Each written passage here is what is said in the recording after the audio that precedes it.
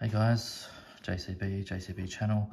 Just wanted to do a quick video review today of this absolutely killer Zenith El Primero. This is the El Primero Captain, and this was produced from around 2010 to 2018, I'm gonna say.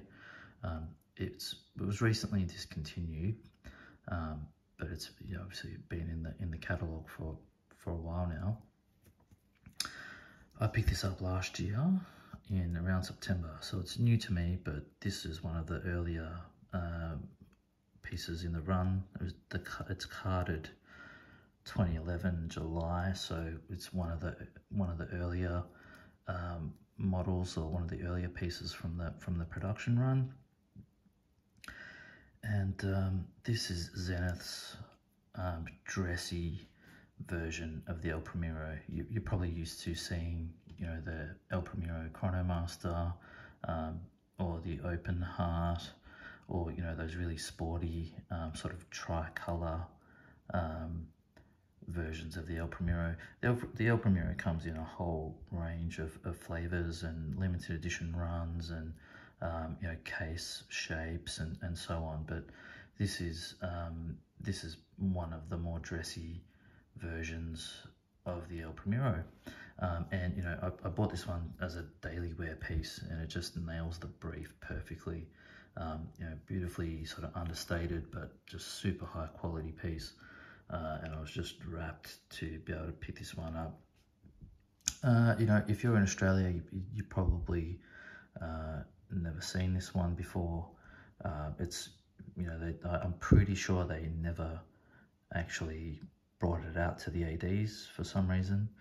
When I went to inquire with the AD, back in sort of 2015, 2016, the salespeople were like, huh, what are you talking about? And so we looked through the catalogue together, and they said it was a special order piece. So I was lucky enough to pick it up from a guy who was living in the UK, and he bought this piece in Germany, and he brought it back to Melbourne with him some point last year, I think. So he had to sell the piece for whatever reasons, and I was able to pick it up then. So oh man, so glad I was able to pick this up. It's one of my favorite watches that I've ever had. Absolutely stunning timepiece. So this is a 42mm stainless steel case, only 12.3mm thick, 21mm lugs, which is a little bit of a pain, but it's a nice width, 21, I think, and wears just absolutely spot on for my 17cm wrist. You can see it's just nice and snug, nice and slim on the wrist. Absolutely killer piece. So what do we got?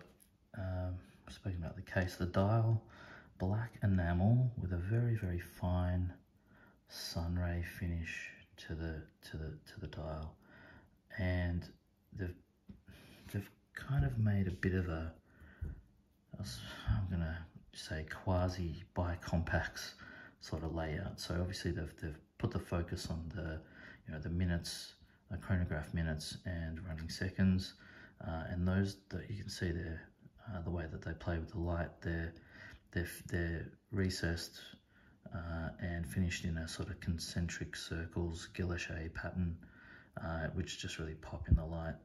And so your hour totalizer just kind of floats down at the bottom there. So even though it is a tri-compax, obviously, but there's a little bit of a bicompax sort of feel to it, which I think is pretty cool.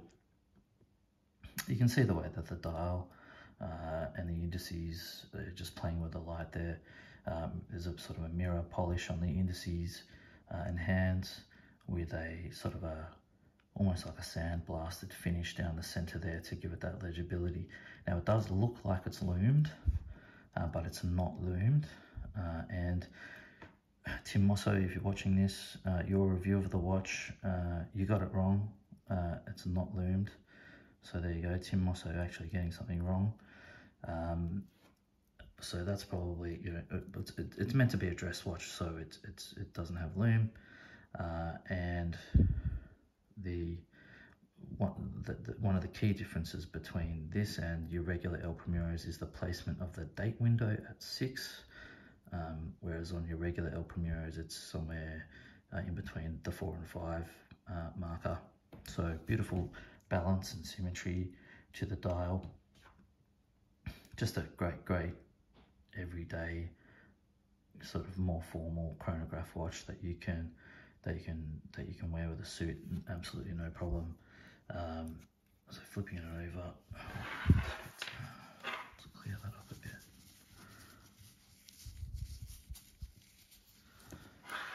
El Primero caliber 400. You know, for a production chronograph watch, this movement is just, it's just finished so well.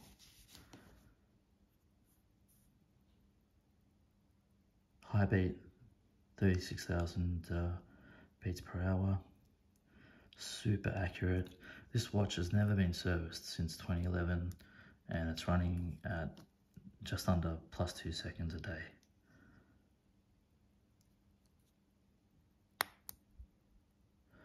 Column wheel. Beautiful movement to the chronograph pushes. Nice and snappy, just stunning watch. So I've taken it off the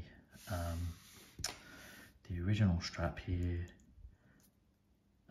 I've swapped it over for this more small scales gator strap.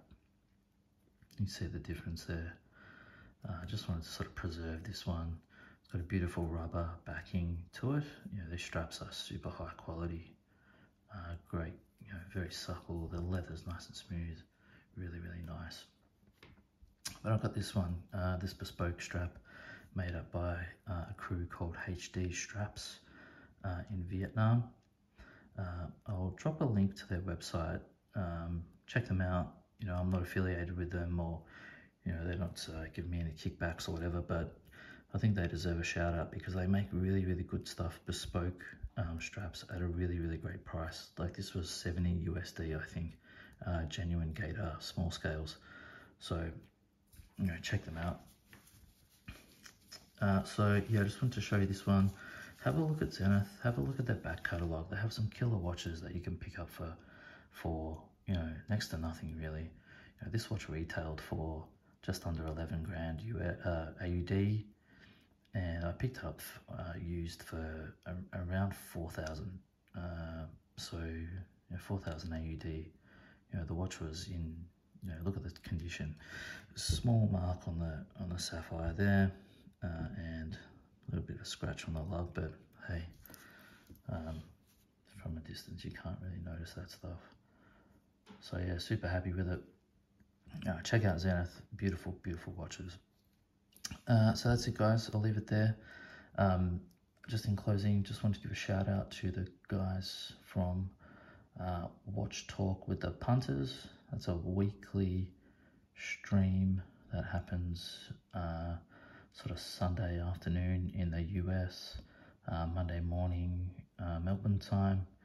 You know, that's run by some friends of mine, and I was a guest on the show last week, so I'll drop a link to the show in the description.